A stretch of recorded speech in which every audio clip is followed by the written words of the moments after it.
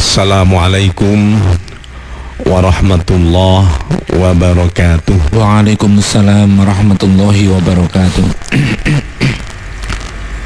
Bismillahirrahmanirrahim. Alhamdulillahi rabbil alamin. Wabihi nasta'inu ala umurid dunya waddin. Wassalatu wassalamu ala ashrafil anbiya'i wal mursalin Sayyidina wa maulana Muhammadin wa ala alihi wa sahbihi ajma'in. Amma ba'du. Mitra tercinta Suara Giri yang berbahagia, alhamdulillah kita bersyukur kepada Allah SWT di mana pagi hari ini kembali kita diperkenankan untuk berjumpa di udara Suara Giri, dan kita akan ngaji bareng, maca Quran angen-angen sak maknane. Kita juga berzikir, bersolawat, dan kita bersilaturahim lewat udara. Moga-moga ini bisa berjalan dengan lancar dan merupakan amal ibadah dan amal soleh kita yang diterima oleh Allah SWT, serta menjadi berkah di dalam hidup kita semuanya. Sholawat dan salam semoga tetap dilimpahkan kepada junjungan kita Rasulullah Muhammad sallallahu alaihi wasallam. Allahumma salli ala sayyidina Muhammad wa ala alihi wa sahbihi ajma'in. Mitra tercinta Suara Giri, kali ini kita akan berbicara tentang hidup berkeluarga atau tentang perkawinan. Nah, yang pertama, ayat yang saya minta untuk dibaca adalah pada surat An-Nur ayat 32.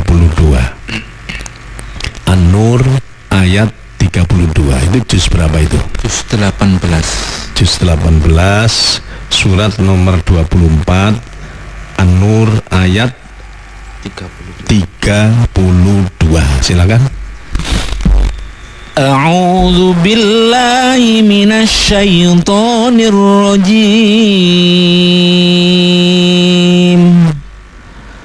Bismillahirrahmanirrahim. Wa ankihul ayama minkum was-salihina min ibadikum wa imaikum yakunu fuqara yughnihimullahu min fadlihi wallahu wasi'un alim.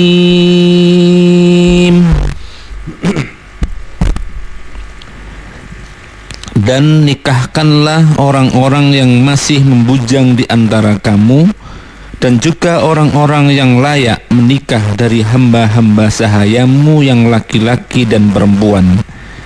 Jika mereka miskin, Allah akan memberi kemampuan kepada mereka dengan karunia-Nya, dan Allah maha luas pemberiannya, maha mengetahui.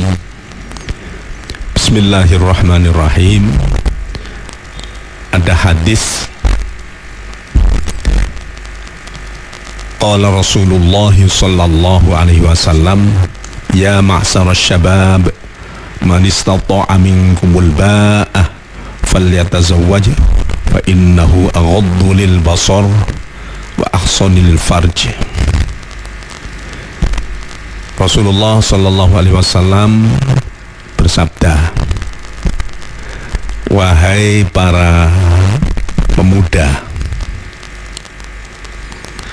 wahai para bujang, wahai para remaja,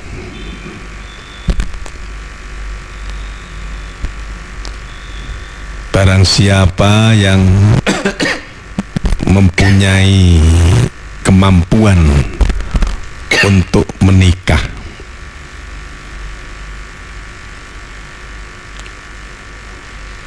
falyatazawwaj. Kemampuan menikah itu kalau zaman Kanjeng Nabi Muhammad sallallahu alaihi wasallam cukup mempunyai mas kawin, mempunyai sangunya nikah. Ya tentu saja yang paling pokok adalah mahar atau mas kawin. Nah, kalau kita di sini ya di samping mas kawin mungkin sudah punya pegangan, misalnya sudah bekerja, apakah sebagai pegawai, apakah sebagai karyawan, apakah sebagai petani, apakah sebagai apa sajalah, termasuk mungkin makelar segala itu, yang penting halal kan. Wahai pemuda, barang siapa di antaramu yang sudah mempunyai sangunya nikah, sangunya kawin, yang pokok adalah mahar tadi itu ya, maka kawinlah, nikahlah. Fa innahu aghaddu lil basar wa ahsanu lil farj. Sesungguhnya menikah itu bisa meredam pandangan mata yang tidak baik, pandangan mata yang menjadi dosa. Kalau orang laki-laki bertemu dengan perempuan kemudian melihat sekali, itu tidak berdosa. Kanjeng Nabi sallallahu alaihi wasallam beliau bersabda, lakan nadhratul ula wa alaikan nadhratul thaniyah. Kamu bisa atau boleh kalau hanya melihat sekali saja, artinya melihat orang wajar sekali saja, tapi kamu tidak boleh, kamu akan menjadi dosa ketika melihat 2 kali dan seterusnya. Ya mungkin jelalatan atau mungkin melihat dengan nafsu barangkali, itu dosa. Nah, orang nikah itu kata Rasulullah sallallahu alaihi wasallam seperti yang saya sebutkan tadi, bisa meredam pandangan yang menjadi dosa ya. Wa ahsanu lil farji, dan lebih bisa menjaga daripada kehormatan, menjaga farji, menjaga supaya tidak berbuat zina. Nah itu ya, tapi tidak mesti itu, cuman paling tidak itu minimal ya, bisa meredam. Apabila kamu tidak mampu, artinya tidak punya sangu untuk kawin, di antara 2 tanda kutip mahar tadi itu, maka berpuasalah, karena puasa itu menjadi penentram, menjadi obat. Kalau orang biasanya sulit untuk bisa menghindarkan liarna syahwat, maka akan mencari hikmah dengan puasa itu, nafsunya bisa terkendali. Jadi yang muda-muda ini, yang yang kuat-kuat, yang sehat-sehat, yang melihat apa sedikit sudah syahwat misalnya ya itu puasa ya, padahal dia tidak punya sangu untuk kawin. Nah, karena memang orang berkeluarga ini merupakan hal yang dianjurkan bahkan sebagai ibadah sosial ini ya, ibadah berkeluarga. Terus ada orang-orang yang sebenarnya pengen betul itu ya, kawin, puasa ya pancet saja, pingin terus gitu ya. Tapi dia bisa punya, bisa tidak ya. Maka di ayat surat An-Nur ayat 32 tadi itu disebutkan, coba dibaca lagi. Wa ankihul ayama minkum was-salihina min ibadikum wa imaikum yakunu fuqara yughnihimullahu min fadlih wallahu wasi'un alim. Dan nikahkanlah orang-orang yang masih membujang di antara kamu, dan juga orang-orang yang layak menikah dari hamba-hamba sahayamu yang laki-laki dan perempuan. Jika mereka miskin, Allah akan memberi kemampuan kepada mereka dengan karunia-Nya, dan Allah maha luas pemberiannya, maha mengetahui. Ya. Jadi ternyata memang dianjurkan kalau ada orang dianggap masih miskin ya, masih miskin, bahkan budak ya, maka umat Islam secara umum gitu ya, ya tentu saja kalau ada punya pemuda, punya remaja, putra putri yang masih jomblo, nah itu ya, ada perintah dari Allah. Perintah ini biasanya al-amru lil wujub. Perintah itu menunjukkan wajib. Atau setidak-tidaknya perintah di sini paling tidak itu anjuran.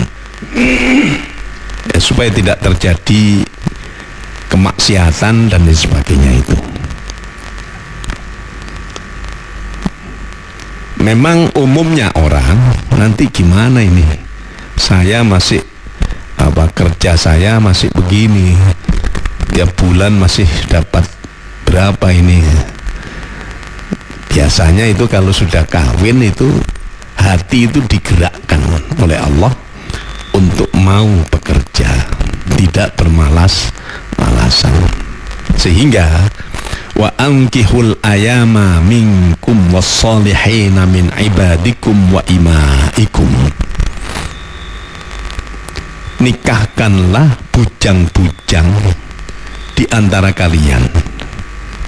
Jadi bujang itu ya bisa laki, bisa perempuan, bisa perjaka, bisa dudo.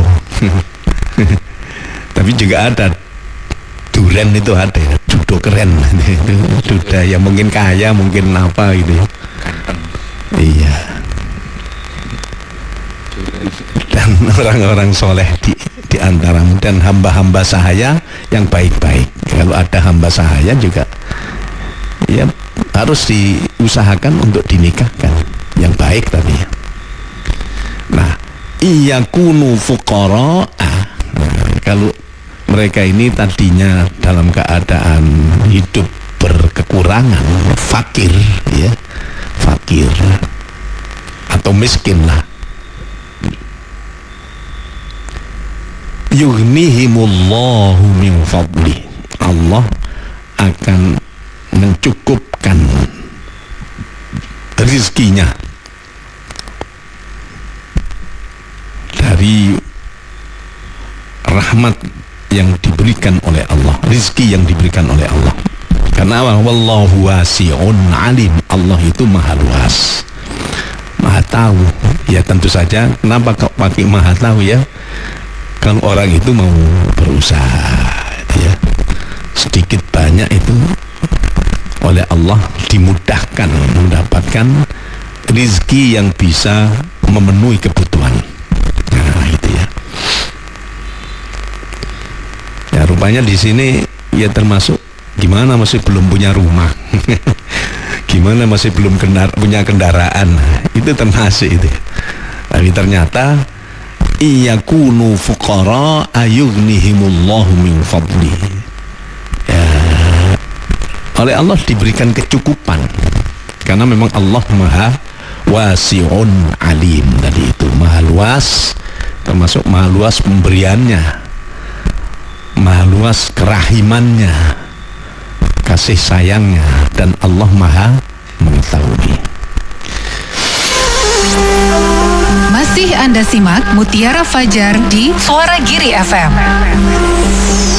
Mitra tercinta Suara Giri yang dimuliakan oleh Allah, terutama yang masih jomblo-jomblo.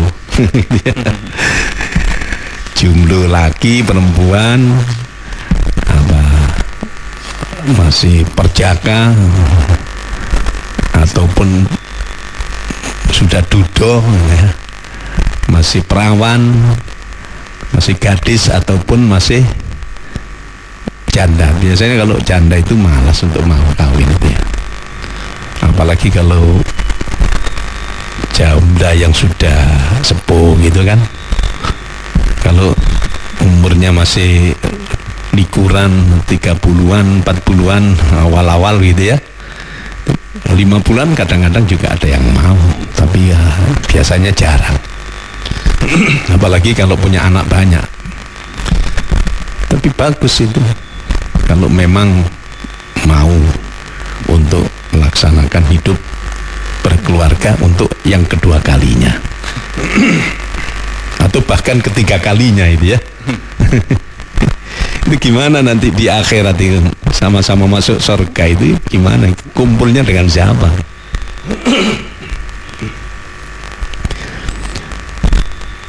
Kanjeng Nabi Muhammad sallallahu alaihi wasallam pernah ditanya oleh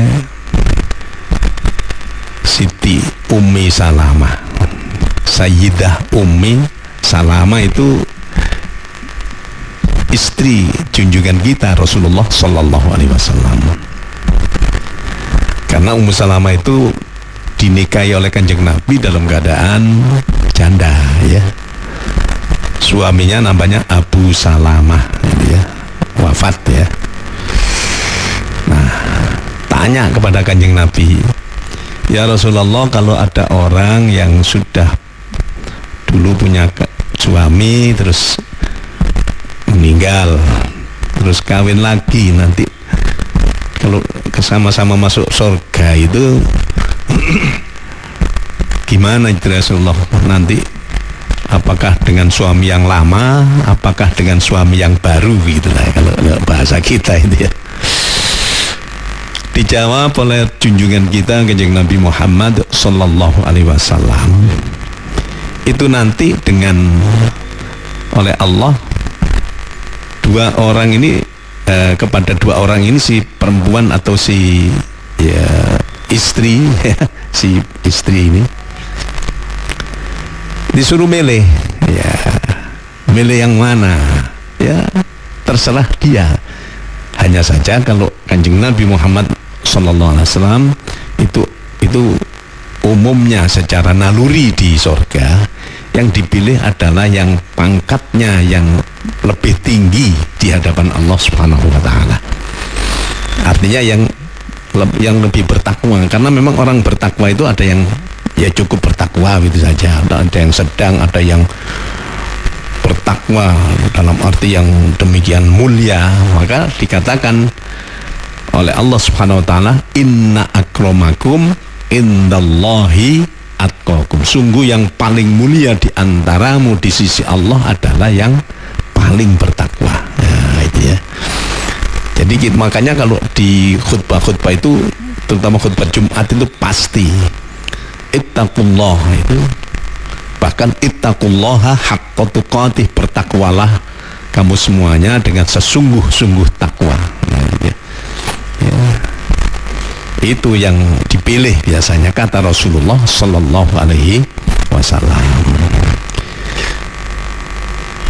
Mitra Suara Giri yang berbahagia, memang orang melaksanakan perkawinan atau pernikahan itu tidak sulit. Itu yang penting itu pertama ya, suami istri atau calon suami dan calon istri itu harus sama-sama Islam ya, sama-sama Islam, sama-sama yang satu muslim, yang satu muslimah gitu ya. Kemudian ketika akad nikah itu ya harus ada calon suami dan calon istri. Kemudian ada 2 orang saksi laki-laki yang adil. Ini perlu digarisbawahi, yang adil itu. Terus kalau saksinya sak masjid, ya itu lebih bagus. Tapi biasanya kalau di KUA itu ya cukup 2 orang ini yang tanda tangan sebagai saksi. Kemudian ada walinya, ya, ada walinya. Walinya itu ya orang tuanya, itu walinya itu. Bapaknya, kakeknya, saudaranya, ya beda.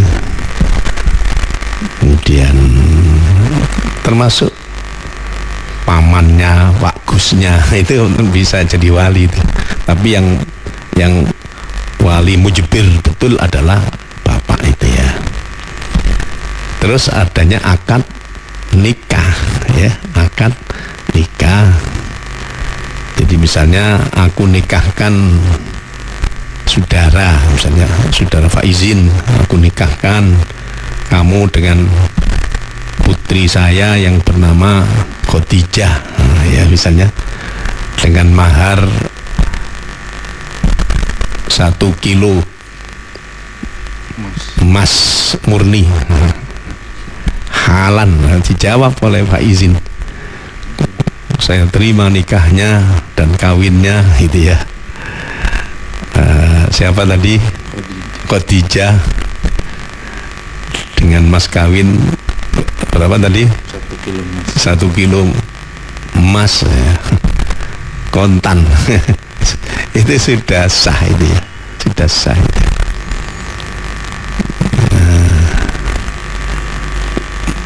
Main-main aja sah itu, orang kawin dengan main-main, guyon lah, guyon. Tapi syaratnya itu tadi, sudah rukunnya itu sudah ada semuanya, walinya ada atau yang menikahkan, terus 2 orang saksi, mantennya juga ada, laki dan perempuan, sama Islamnya lagi kan ya, gitu ya, sama Islamnya. Terus ijab qabul, dan juga ditambah dengan kewajiban adanya mahar. Mahar ini ya lihat-lihat, ternyata si perempuan mintanya maharnya itu, saya hanya minta mahar apa, cincin dari besi, cincin dari perak, tidak apa-apa.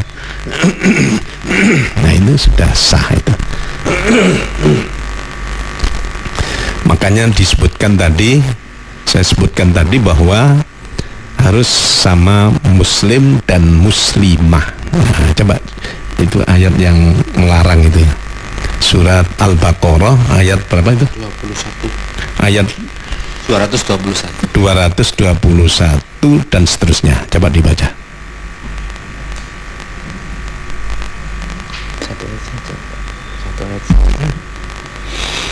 Bismillahirrahmanirrahim. Wala tankihul musyrikati hatta yu'min. Wala amatum mu'minatun khairum min musyrikatin walau a'jabatkum. Wala tunkihul musyrikina hatta yu'minu. Wala abdun mu'minun khairum min musyrikin walau a'jabakum. Ulaika yad'una ilan nari wallahu yad'u ilal jannati wal maghfirati bi'iznihi wa yubayyinu ayatihi linnasi la'allahum yatadhakkarun. Silakan. Dan janganlah kamu nikahi perempuan musyrik sebelum mereka beriman, Sungguh hamba sahaya perempuan yang beriman lebih baik daripada perempuan musyrik, meskipun dia menarik hatimu. Dan janganlah kamu nikahkan orang laki-laki musyrik dengan perempuan yang beriman sebelum mereka beriman. Sungguh hamba sahaya laki-laki yang beriman lebih baik daripada laki-laki musyrik, meskipun dia menarik hatimu. Mereka mengajak ke neraka, sedangkan Allah mengajak ke surga dan ampunan dengan izinnya. Allah menerangkan ayat-ayatnya kepada manusia agar mereka mengambil pelajaran. Surat Al-Baqarah ayat 221. Surat Al-Baqarah, kalau surat Al-Baqarah surat nomor 2. Nomor 1 Al-Fatihah, nomor 2 Al-Baqarah. Ayat 221.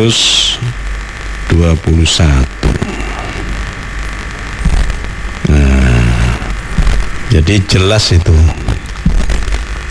orang Islam dilarang, dalam hal ini ya diharamkan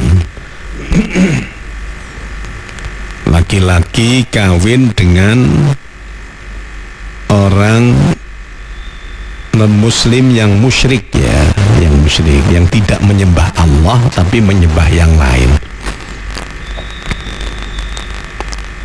menganggap bahwa ada orang yang di situ ada rohnya Tuhan misalnya, ya, terus disembah atau dianggap sebagai Tuhan, menganggap bahwa ada Tuhan itu tidak satu misalnya. Itu misalnya ya orang Kristen, orang Hindu, orang Buddha, orang Konghucu gitu ya. Ini mohon maaf, ini kita harus jelaskan. Itu yang musyrikin dan musyrikat, ya. Kalau orang Islam laki-laki itu masih di ayat lain disebutkan diperbolehkan untuk menikahi ahlul kitab, ya. Ahlul kitab itu ya orang Yahudi Nasrani zaman dulu, ya, zaman dulu, yang artinya masih itu menuhankan Allah saja, menganggap bahwa Tuhan itu hanya Allah. Tapi ya repot itu. Jadi bagaimanapun harus seagama, karena memang tidak hanya kepentingan dunia, tidak hanya untuk memenuhi kebutuhan dunia, tapi akhirat. Jadi dunia akhirat. Makanya kalau ada orang yang kawin dengan orang musyrik, perempuannya Islam, laki-lakinya musyrik, atau laki-lakinya Islam, perempuannya musyrik, ya, kawin betul, itu berzina itu, karena tidak sah kawinnya dan memang dilarang, ya. Sehingga disebutkan tadi bahwa seandainya ada budak, seandainya ya, yang muslimah, yang Islam, nanti itu lebih baik. Kalau memang terpaksa harus kawin dengan budak, ya, itu begitu sangat-sangat melarangnya Allah terhadap orang yang kawin itu silang agama, ya, tidak sama. Terus bagaimana kalau ada orang tadinya Kristen, tadinya Hindu, terus mau kawin baca syahadaten, ya itu sudah, itu sah, tidak apa-apa. Walaupun itu mungkin ada yang hatinya masih belum ini, tapi yang penting sudah diikrarkan, sudah disaksikan bahwa dia adalah orang Muslim atau Muslimah. Tapi ya biasanya sulit kalau dia tidak mau untuk dididik menjadi orang Islam yang betul. Nah itu. Kemudian di surat apa? Tadi surat Al-Baqarah, ya. Surat Al-Baqarah. Sekarang surat An-Nisa ayat wala tangkihu manakaha abaukum. Itu surat An-Nisa ayat berapa itu? 22. 22. Ini kalau diistilahkan agama, orang yang tidak boleh selain yang antara Islam dengan musyrik tadi itu ya, orang yang haram untuk dinikahi disebut mahram ya, mahram. Terus bahasa yang salah kaprah biasanya muhrimnya itu ya, itu dilarang untuk dinikahi. Yang pertama di surat An-Nisa ayat berapa tadi? 22. Silakan dibaca dulu. An-Nisa 22. Bismillahirrahmanirrahim. Wala tankihu ma nakaha abaukum minan nisa'i illa ma qad salaf innahu kana fahishatan wa maqta wa sa'a sabila.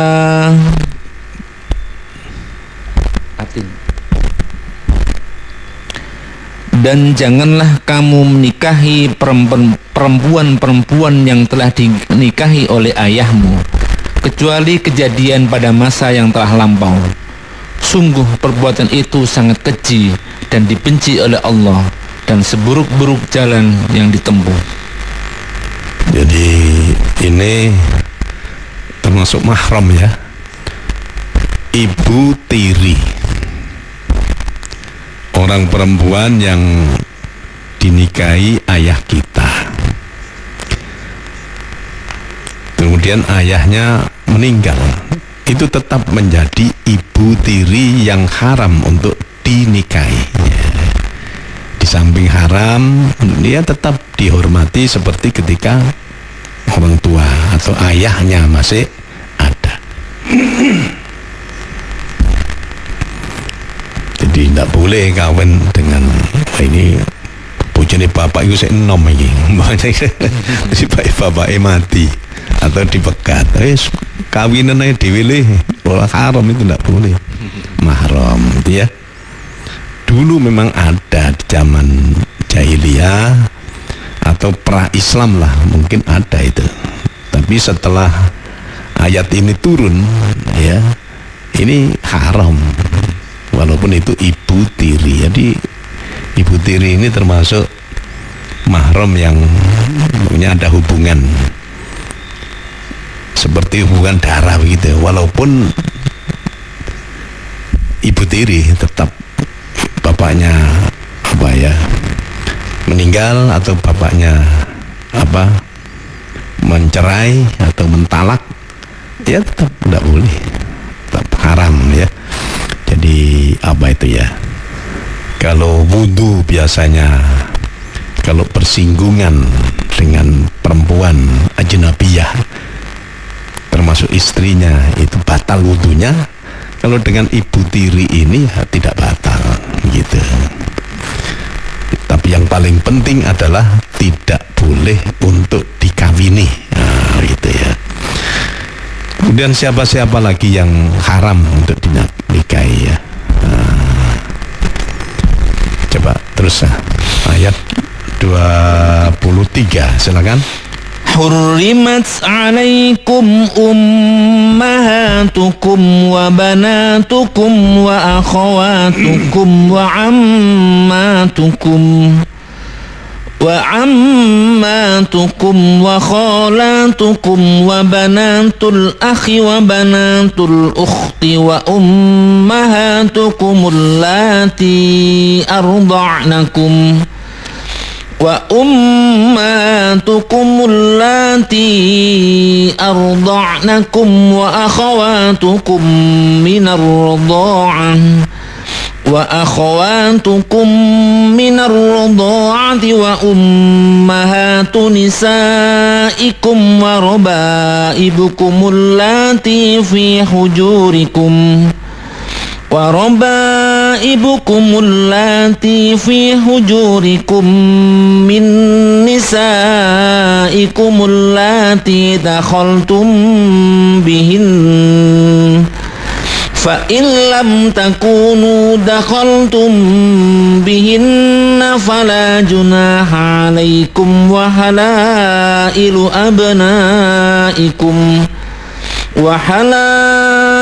أبنائكم الذين من أصلابكم وأن تجمعوا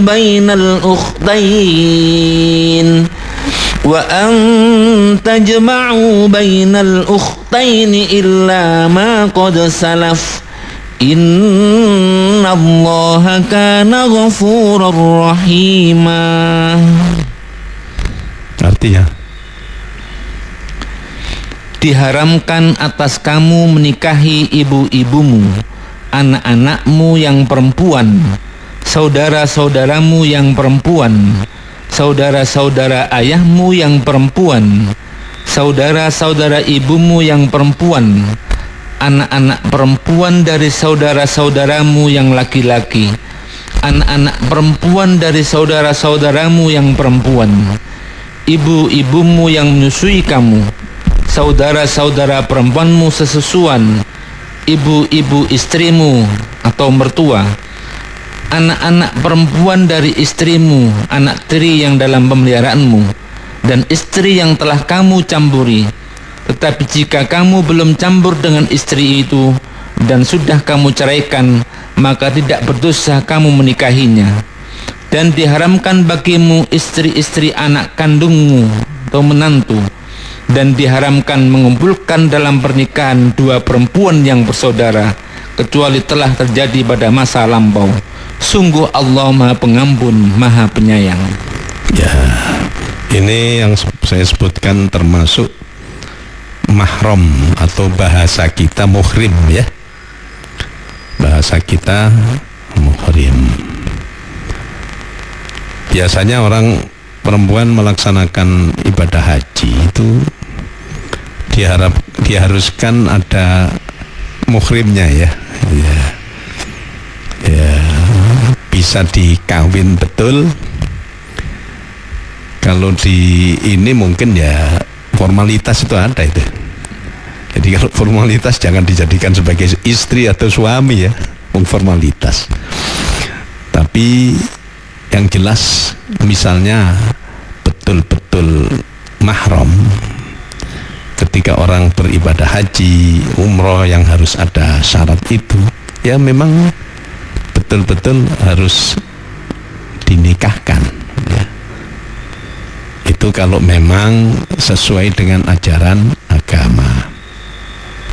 Itu jadi kalau ada yang formalitas jangan dianggap wah itu bojoku ini. Bahaya ini. Ya, itu apa ya? Formalitas itu ada itu. Nah, siapa-siapa ini yang diharam dikawini? Ibu lah, ibu ini masuk rabi ambek emak, kan? Mama. Sama mamanya, maminya kawin sama apa itu ya? Uminya misalnya. Ya haram tuh, nggak boleh, itu mahram. Terus anak-anakmu yang perempuan, ya, punya anak perempuan, ya anak haram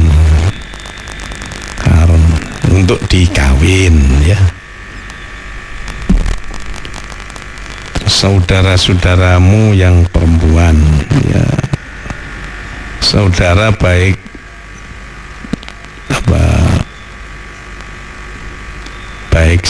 ayah atau seibu. Jadi ukhtun li abawen, ya, ukhtun li abawen, saudari bapak ibu, bapak ibunya sama. Atau ukhtun li ab, saudari anaknya bapak tapi ibunya bukan. Jadi ab. Ukhtun li atau ukhtun lil ya. Ya, itu saudara tiri juga itu ya. Ibunya sama tapi bapaknya lain, itu ukhtun juga sama ini. Ini yang haram dia. Saudara-saudaramu yang perempuan. Kemudian saudara ayahmu yang perempuan.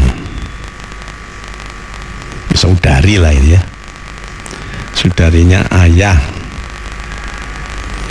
Apa itu? Mama. Tante ya. Tante. Bule. Bule. Bude termasuk Pak D. Ya bude ya. Perempuan soalnya kan. Yang itu saudaranya bapak ini, adiknya bapak atau Mbak Yunya bapak gitu ya. Itu kita memanggil bibi atau bude ya kan. Kemudian saudara-saudara ibumu yang perempuan. Saudara-saudara ibumu yang perempuan ya boleh juga dengan bude. Tapi dulurnya ibu kita. Kalau yang tadi itu saudaranya bapak, ini saudaranya ibu kita. Itu mahram, bibi atau budi. Anak-anak perempuan dari saudara-saudaramu yang laki-laki. Jadi ponaan ya, ponaan perempuan. Kita punya saudara laki-laki. Saudara laki-laki kita itu punya anak perempuan.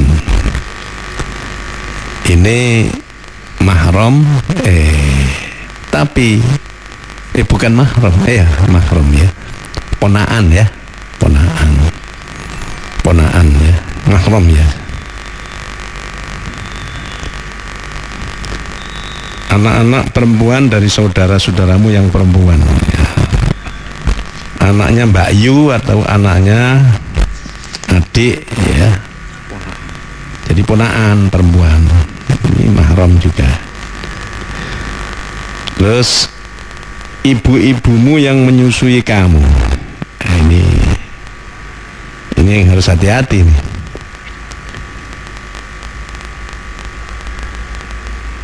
Ummun rodok, ibu susu. Ya, misalnya dulu ketika seorang perempuan punya anak tapi tidak bisa memberikan air susu, terus dititip notonggo. Tetangganya ini bukan apa-apanya, terus disusoni sama tetangganya. Itu menjadi anak ini terhadap tetangga tadi itu menjadi ibu susu ya. Ibu susu itu ya haram untuk dinikahi misalnya ya, haram.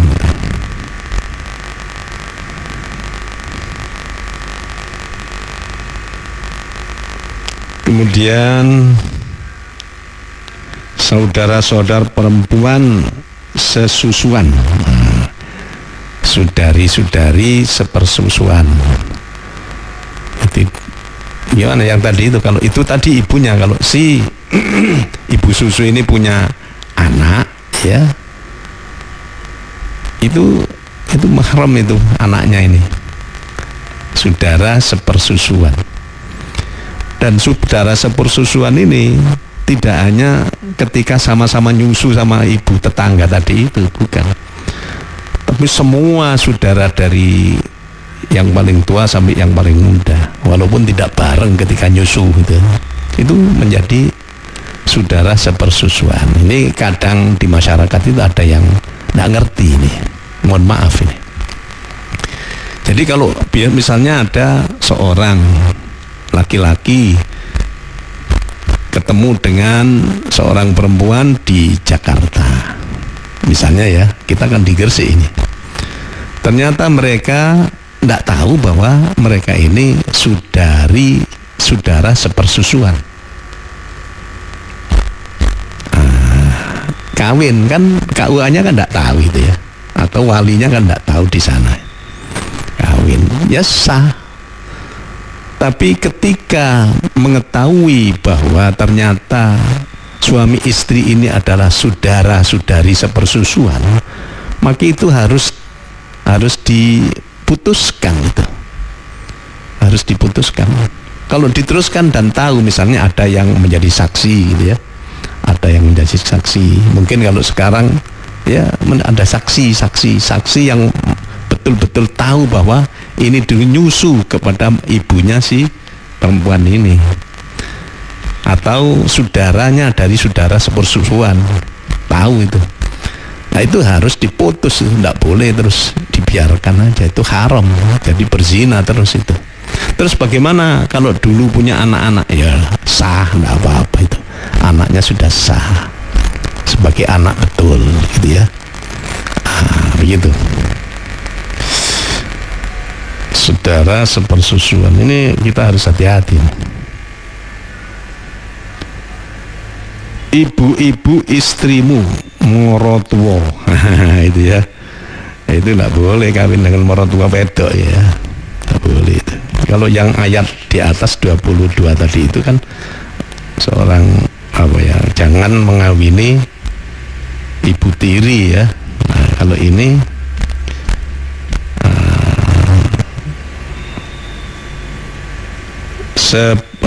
ibu-ibu istrimu morotuo, ya walaupun sudah bapakmu sudah meninggal atau sudah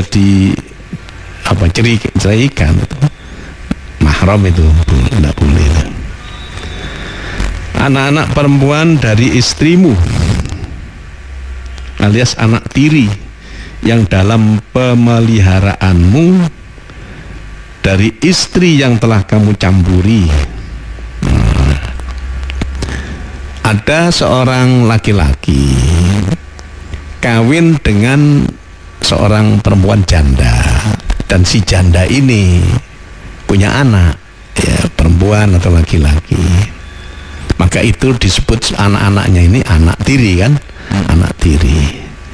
Itu tidak boleh misalnya ibunya dipegat, terus ganti anak ini luwe ayu gitu ya atau gimana itu, haram.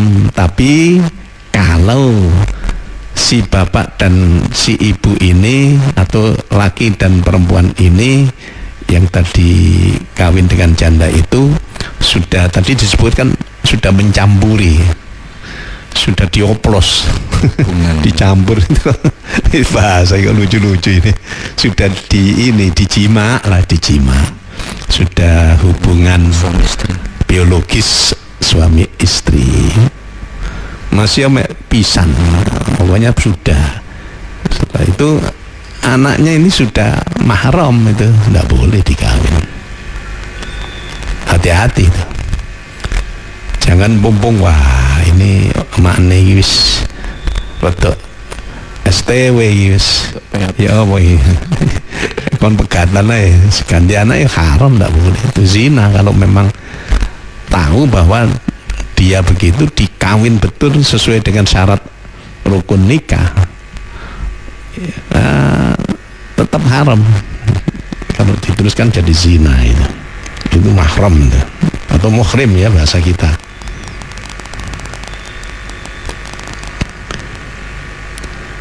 Tetapi jika kamu belum campur dengan istrimu itu bahasanya lucu itu, dan sudah kamu ceraikan, maka tidak berdosa kamu menikahinya.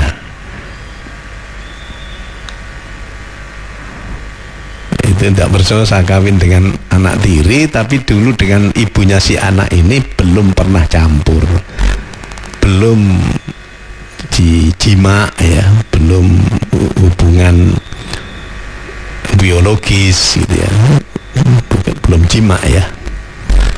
Itu terus ternyata dicerai atau meninggal ibunya anak ini, boleh dikawin, bukan mahram. Tapi ya itu yang tahu kan dia sendiri atau Allah SWT itu. Jadi aku belum padahal sudah boleh. Dan diharamkan bagimu istri-istri anak kandungmu, menantu, kawin dengan Mantu. seakan-akan dalam dua tanda kutip ya, seakan-akan apa itu ya, menantu, padahal kan sudah cerai dengan anakmu atau anakmu mati gitu. Itu menantumu ini ya mahram, haram dikawini, haram itu ya.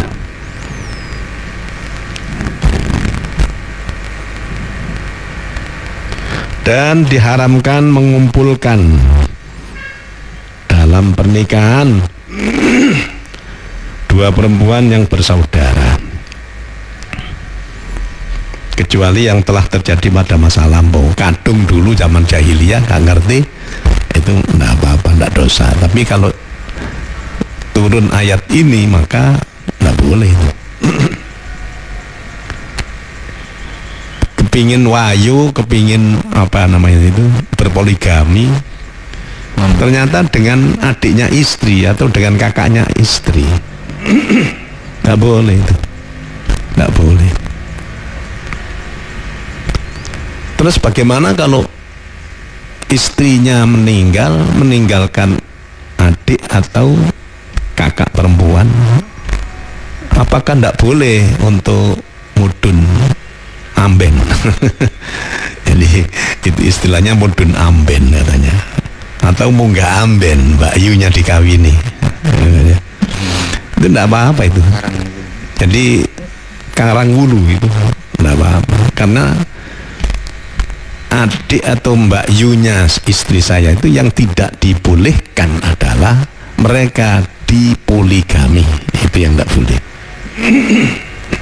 Tapi kalau sudah pegatan dengan istrinya ataupun istrinya meninggal, diboleh karang wulu itu, karang wulu ya, munggah amben atau mudun amben. Sekarang tidak amben, sekarang munggah kasur, mudun kasur ya. Itu tidak apa-apa.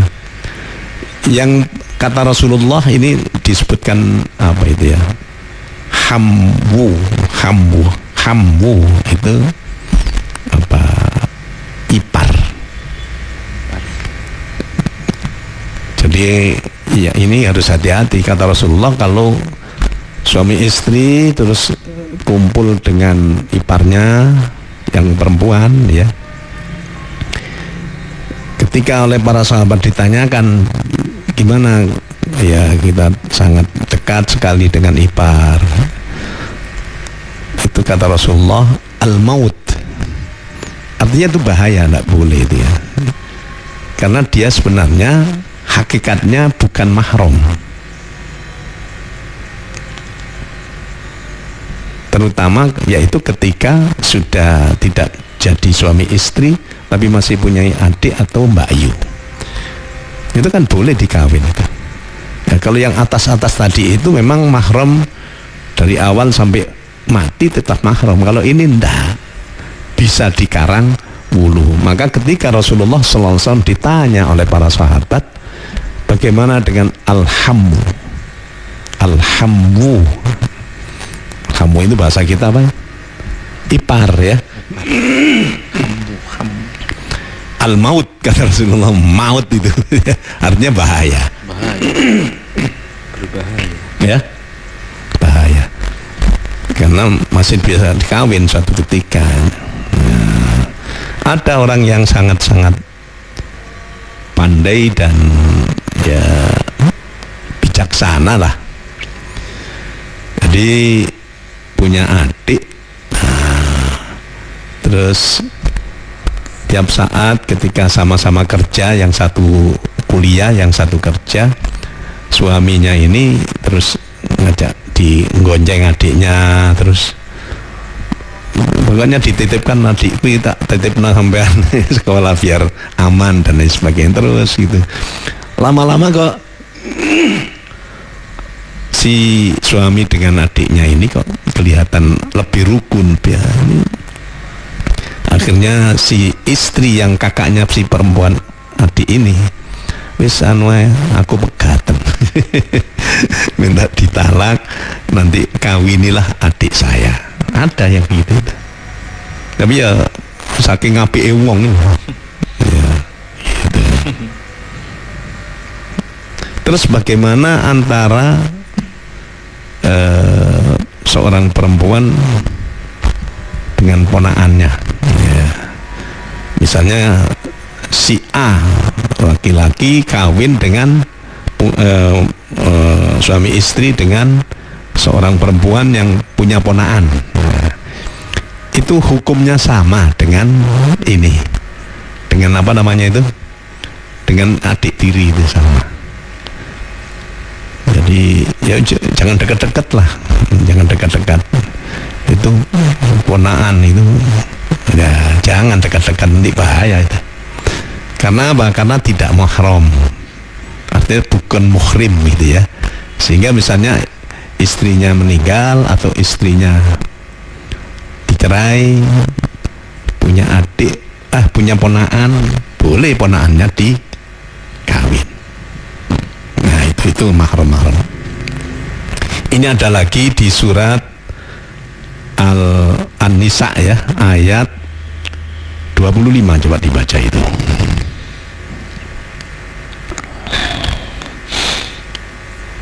Wow. 24 maksud saya. An-Nisa ayat 24, silakan. Wal muhsanatu minan nisa'i illa ma malakat aymanukum kitaballahi alaikum wa uhilla lakum ma wara'a dhalikum an tabtahu bi amwalikum muhsinina ghayra musafihin famastamta'tum bihi minhunna fa'atuhunna ujurahunna fariḍah wala junaha alaikum fima taradaitum bihi min ba'dil fariḍah innallaha kana aliman hakima. Artinya, dan diharamkan juga kamu menikahi perempuan yang bersuami kecuali hamba sahaya perempuan tawanan perang yang kamu miliki sebagai ketetapan Allah atas kamu, dan dihalalkan bagimu selain perempuan-perempuan yang demikian itu jika kamu berusaha dengan hartamu untuk menikahinya bukan untuk berzina. Maka karena kenikmatan yang telah kamu dapatkan dari mereka, berikanlah mas kawinnya kepada mereka sebagai suatu kewajiban, tetapi tidak mengapa jika ternyata di antara kamu telah saling merelakannya setelah ditetapkan. Sungguh Allah Maha mengetahui, Maha bijaksana. Nah, di sini jangan kawin atau mengawini perempuan yang punya suami. Nah, itu bukan ini pelakor tak? Kalau laki-laki itu bukan pelakor, apa itu ya? Ya semacam itu lah, itu tambah nemen itu. Kalau perempuan pelakor masih mungkin untuk bisa dinikahi, tapi kalau orang bisa dipoligami ya. Tapi kalau seorang laki-laki menyenangi atau mendemeni bojone wong, wah ini nemen nih ya, itu bahaya itu. Makanya kalau ada seorang laki-laki atau sudah duda atau punya istri, seorang perempuan yang punya suami, ternyata mereka berzina, itu namanya zina muhson. Nah, itu hukumannya berat, yaitu dirajam. Kalau gadis dengan perjaka berzina ya dihukum, tapi hukumannya disambleki 100 kali. Itu kalau dalam Quran seperti itu. Nah, ini jangan sampai ada di antara kita ya, tonggone ayu tapi dibujuk gak rame-rame bendino pacaran. Wah, ini bahaya ini. Atau dilamar, waduh, ngelamar bojone wong situ carok ini. Ini bahaya. Jadi termasuk istri orang itu haram untuk dinikah, bahkan haram untuk dilamar ya, haram untuk dilamar. Demikian juga misalnya ada seorang perempuan istri yang punya suami, sebenarnya ditalak oleh suaminya. Ketika masih dalam iddah, itu haram untuk dilamar, haram. Dinikahi apalagi masih dalam iddah itu. Karena nanti kalau sebelum iddahnya habis ternyata rujuk, ya suami istri kan tetap suami istri itu. Jadi kalau ada seorang laki-laki mendemeni atau kepingin kawin dengan seorang perempuan yang sudah punya suami, itu mutlak haram, tidak diperbolehkan, dosa besar. Bagaimana kalau ngelamar tok? Bojone wong dilamar, ya tambah nemen, tidak boleh. Kemudian kalau si perempuan itu sudah ditalak suaminya, yang kalau masih dalam iddah ya sekitar 3 bulan gitu, salah satu kuru ya, 3 bulan lah kira-kira, itu tidak boleh dilamar saja, tidak boleh. Bojone wong itu. Nah itu ya, karena ada kemungkinan nanti sebelum habis apanya itu iddahnya, tahu-tahu mereka rujuk kan. Itu suami istri, setengah suami istri itu kalau orang sudah talak tapi masih dalam iddah. Jadi itu sebenarnya orang nikah itu kan sebenarnya gampang ya, yang penting itu sama Islamnya. Kemudian ya harus, tapi ini yang harus diperhatikan gitu, jangan sampai menikahi orang yang sebenarnya mahram atau muhrim itu. Apalagi yang paling bahaya itu bojone wong, mbok. Ini bahaya betul itu ya. Bahaya. Iya. Kata di medsos, opo gak bahaya dah. Bahaya. Ya nemen bahayanya itu. Ya. Gampang ya, walaupun tidak di depan KUA itu sah kalau memang nikah ada suami, ada calon suami, calon istri, ada sama Islamnya, terus ada 2 orang saksi, kemudian ada ijab kabul ya, itu sah. Tapi kalau di kita ya jangan ya, itu namanya nikah siri yang tidak tercatat ini. Itu bahayanya nanti ketika punya anak nanti apa itu